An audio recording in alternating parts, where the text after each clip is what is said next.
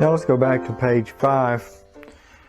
We're down to key signature. The key signature shows you how many sharps or flats are in a song if you're playing by sheet music. Let's say you're at church, you're called upon to accompany America the Beautiful.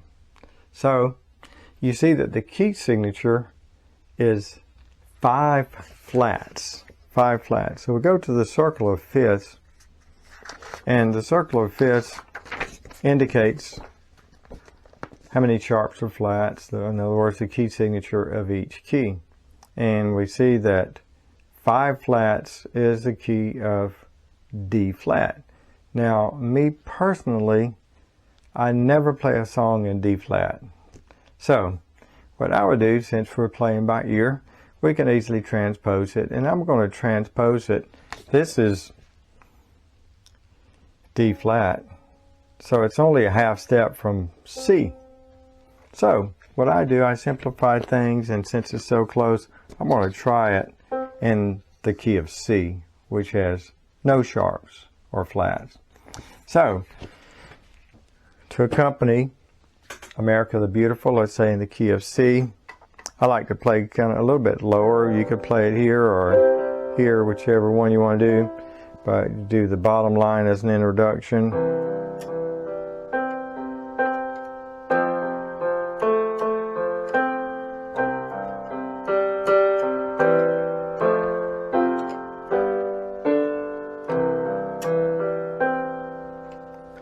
And then you would start playing the hymn.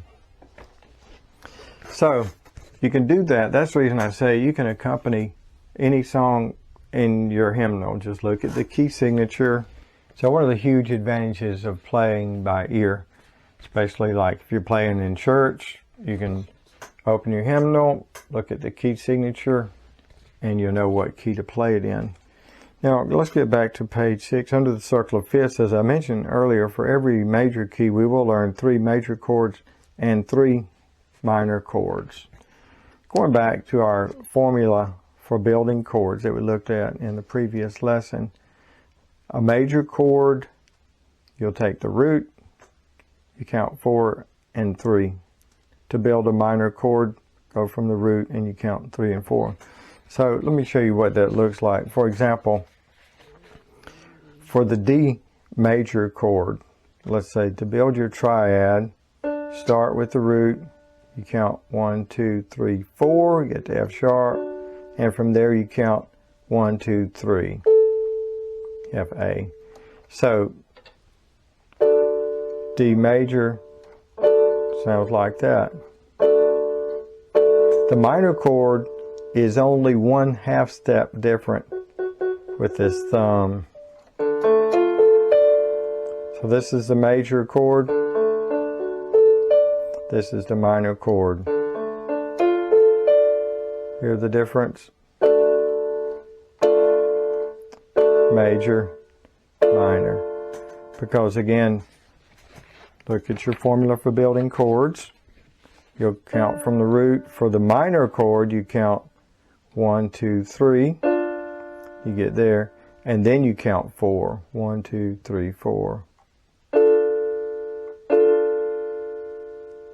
So you have D major, D minor.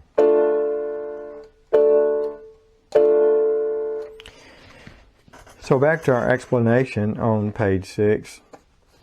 For every major key that we're learning, we're going to learn the 12 major keys.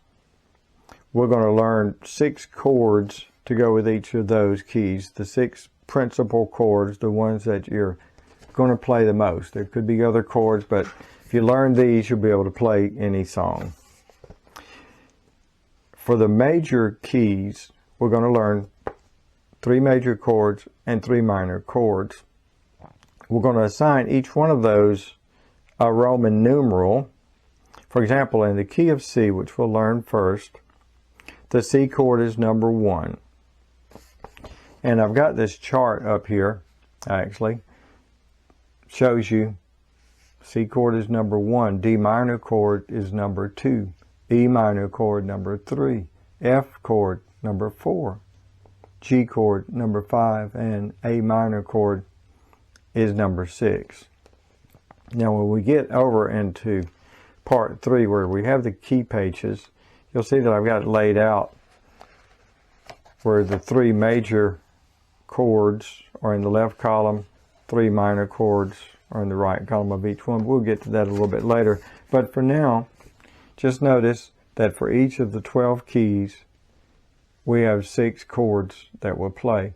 The main ones that we're going to play are the major chords, which will be number 1, number 4, and number 5. In the key of C, it's going to be C, F, and G. And that's what I was playing just now with America the Beautiful. We start out with C, and then we're also going to be playing F and G. Now in this particular hymn, it goes from the 1 to the 5. Then it goes back to the 1. And you'll get used to that as you practice playing by ear. But the main chords are going to be those 3 major chords. A lot of songs will add in the minor chords. So you've got all of them listed here. I've got a chart laid out for you. It's got all 12 of the major keys. And for each key, the 6 chords that you're mostly going to play. And again, you're mostly going to play the 1, 4, and 5, which are the major chords, but you will sometimes play the 2, 3, and 6, which are the minor chords, and we're going to see some of those as we go along in the study. So, back to page 6. In order to be able to play a song in the key of C, we must learn to play all 6 chords that make up the key of C. The 1, 4, and 5 chords are the most commonly used of the 6. However, the 3 minor chords, the 2, 3, and 6 chords are also important. Now, to review this concept once more, the key of C is made up of the following chords: C, D minor, E minor, F, G, and A minor. Remember that the 1, 4, and 5 chords are the most common chords in their respective keys. We can easily determine the 4 and 5 chords of any major key by referring to the circle of fifths. So, that's the next thing I want to go over here, and this is illustrated on page 8. Pick any major key. The 1 chord has the same name as the key. The 4 chord is the letter immediately preceding it on the circle of fifths. The 5 chord is the letter immediately following it on the circle of fifths. So, moving clockwise, the letters immediately preceding and following a letter are its 4 and 5 chords, respectively. So here it is illustrated on page 8. For example, the key of C, the circle of fifths, again, we always go clockwise. So to determine the 3 principal chords that you will play in any key, number 1, the name of the key is number 1, in this case C. The 4 chord is going to be the letter just before that. The 5 chord is going to be the letter just after it. So you can glance at the circle of fifths, and in just a second you'll know what 3 chords you are most likely going to play to accompany any hymn in the hymnal. Another example is given here. Let's say it's in the key of A flat. Then you know that you'll be playing mostly A flat, D flat, and E flat. Easy, right? God bless you.